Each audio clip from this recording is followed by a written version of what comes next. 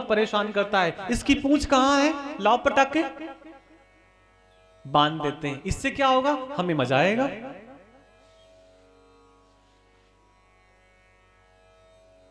ऐसी निर्दयता पर भी कलयुग का वास बताया गया। कलयुग ने कहा राजन ये तो बड़े गंदे स्थान हैं, इतने गंदे हैं कि यहां पर तो हम सांस भी नहीं ले सकते। अरे कम से कम वो एक कोई ऐसा स्थान बताओ जहां हम सांस तो ले सके, जहां पर हम जिंदा तो रह सके। तो एक स्थान और बताया कि अनीति के स्वर्ण में भी आप रह सकते हैं। ऐसा सोना जो अनीति का है, जो श्रम का नहीं है, जो पाया हुआ है, जो कहीं से ऐसे ही बिना किसी श्रम के प्राप्त हो गया है, ऐसे अनीति के सोने पर भी आप रह सकते हैं। और राजा ने तो जो मुकुट पहन रखा था वो भी अनीति का ही था, छीना हुआ था, भीम ने छीना था जरासंध से। जरासंध को मारने के बाद भीम को ऐसा लगा कि इस मुकुट को मैं जब जब देखूंगा तो मुझे अपने बाहुबल के बारे में याद आएगा। मुकुट छीन लिया था और उस मुकुट पे ही वो अनीति का था। तो कलयुग कहीं और नहीं गया, कलयुग किसी मंत्री महामंत्री और मंडलेश्वर महामंडलेश्वर के पास नहीं गया। कलयुग किसके पास गया, सीधे राजा के पास। कि सचिव के पास जाएंगे तो आदेश बाद में जाएगा, राजा के पास से तो आदेश तुरंत जाएगा। और जैसे ही कलयुग को ये आदेश मिला कि आप वहां रह सकते हैं, कहां पर, जहां पर अनीति का सोना लगा हो, तो कलयुग जाकर के मस्तक पे बैठ गया। किसके मस्तक पे, परीक्षित के। और जैसे ही मस्तक पर बैठा, परीक्षित को अकस्मात भूख लगाई। देखिए भूख अनेकों प्रकार की होती है। बहुत लोगों को जो वृद्ध होते हैं उनकी एक ही भूख होती है कि हमें कोई सम्मान नहीं दे रहा है।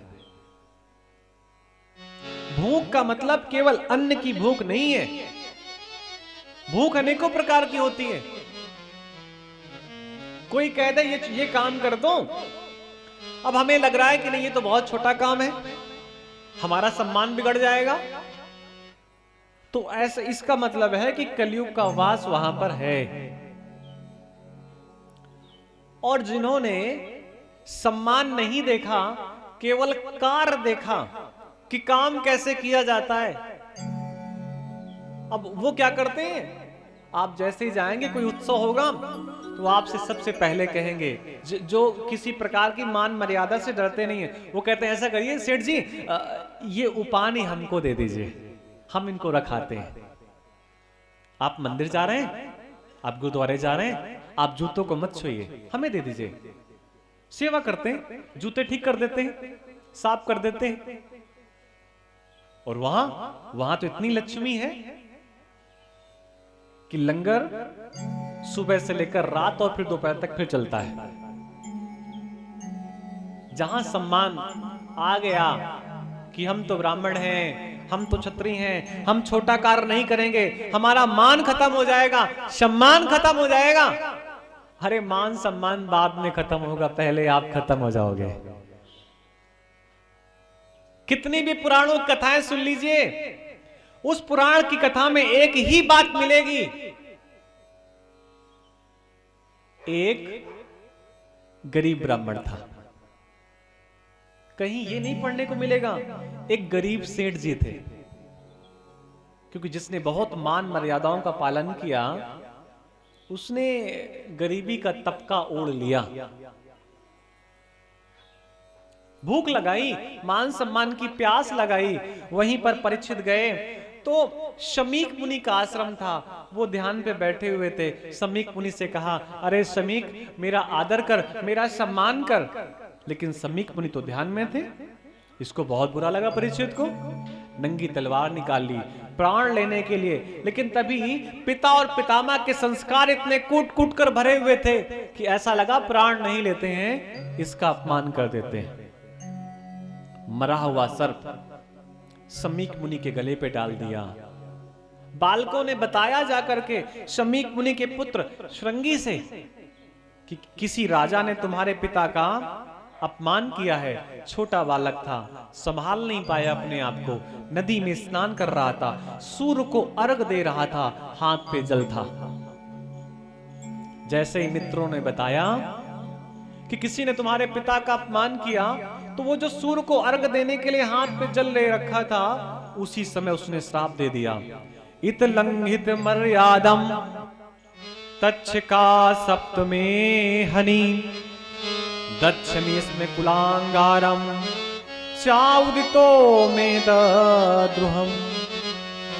अरे राजा, तूने मर्यादा का उल्लंघन किया है और तूने मेरे पिता पे मरे हुए सर्प को डाला है ना।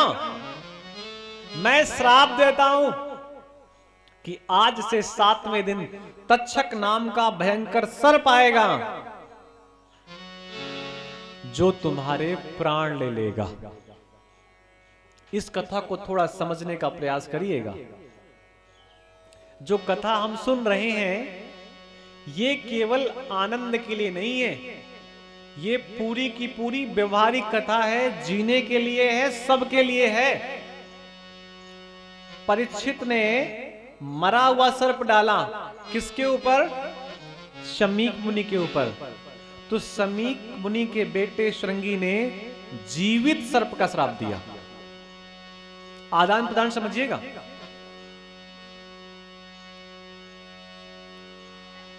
अश्वत्थामा ने तीर चलाया उत्तरा के गर्भ को नष्ट करने के लिए, तो वहां भगवान सुदर्शन लेकर के आ गया। जब उन्होंने अस्त्र फेंका तो अस्त्र से रक्षा कौन करेगा? अस्त्र। मरा हुआ सर्प डाला तो श्राप कैसा मिला? जीवित सर्प का। और श्राप मिला किससे है? शब्दों से। शब्दी तो हैं जो कठिन बन गए श्राप के रूप में, तो फिर अमृत कहां से मिलेगा? वो भी शब्दों से ही मिलेगा। शब्दामृत। वापस परीक्षित घर पे आया, उसकी पत्नी घर पे मंदिर पे बैठी हुई थी। अचानक दीपक बुझने लगा। माथे में इतनी जोर का पसीना आया कि मस्तक पे लगा हुआ सिंदूर परीक्षित की पत्नी का बह करके नीचे आने लगा। अचानक कोई एक ऐसी हवा आई कि मंदिर में रखा हुआ दीपक बुझने लगा। तो पत्नी समझ गई कि जरूर हमारे पति ने कोई अपराध किया है। इसलिए वो पूछने लगी अपनी मंत्रियों से कि मेरा पति कहां गया, राजा कहां गया। तब तक तो राजा आ गया और राजा का भी मन आज बहुत उदास है, बहुत मन दुखी है। पत्नी ने जैसे ही राजा के मस्तक के मुकुट को उतारा, तब परीक्षित को याद आया कि ये हमने क्या किया। हमने एक श्रेष्ठ ऋषि को के मस्तक पर मरा हुआ सर्प डाल दिया। परीक्षित को ऐसा लगा कि अब तो कुछ ऐसा होना चाहिए कि मेरे अपराधों का परिणाम मुझे मिलना चाहिए। तब तक तो पूरे संसार में खबर फैल गई क्या कि इतने बड़े धर्मात्मा राजा को श्राप मिल गया। सभी लोग दौड़ पड़े कि क्या किया जाए, क्या किया जाए। परीक्षित भी दौड़ पड़ा, किधर?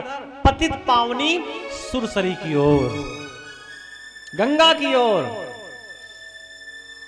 गंगा को जाकर के प्रणाम किया और जैसे ही मस्तक को उठाया तो हजारों हजारों महात्मा परीक्षित के सामने खड़े हैं।